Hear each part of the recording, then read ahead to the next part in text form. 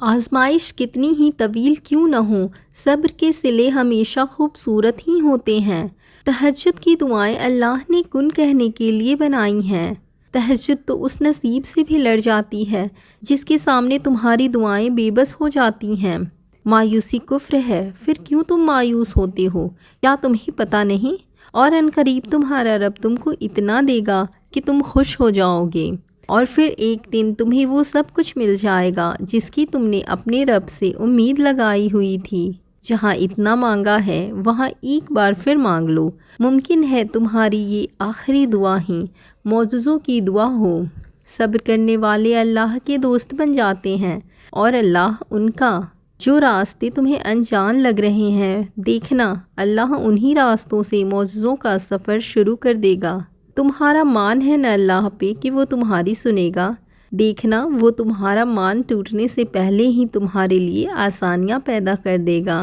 صبر کرو، یقین رکھو، مایوس دل کے لیے معجزے نہیں ہوتے۔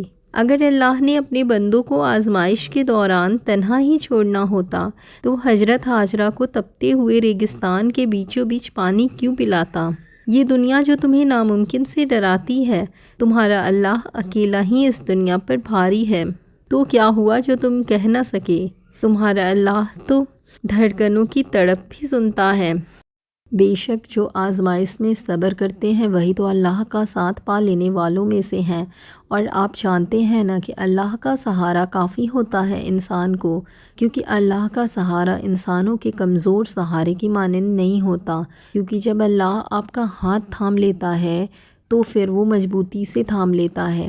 پھر آپ وقت کے دامن میں موجود اگر کسی بھی لمحے میں ذرا سا لڑکھڑا بھی جائیں تو پھر بھی وہ آپ کو منہ کے بل گرنے نہیں دیتا، کیونکہ وہ الرحمن بن جاتا ہے۔ اللہ تمہارے صبر سے ہی تمہاری بند راہوں کو کھولے گا، مگر وہ تمہارے صبر سے ہی تمہارے یقین کی ڈور کو بھی آزمائے گا۔ جو معاملہ اپنی رضا سے اللہ کے سپرد کر دیا جاتا ہے، اس معاملے کا اختتام ہمیشہ خوبصورت ہوتا ہے۔ اللہ پہ توکل کرنے کے بعد اپنے دل کو وسوسوں کے جال میں مت الجھاؤ، کیونکہ جو اللہ پہ توکل کرتا ہے اللہ اس کے لیے خیر کے تمام راستے کھول دیا کرتا ہے۔ یقین کیا ہے؟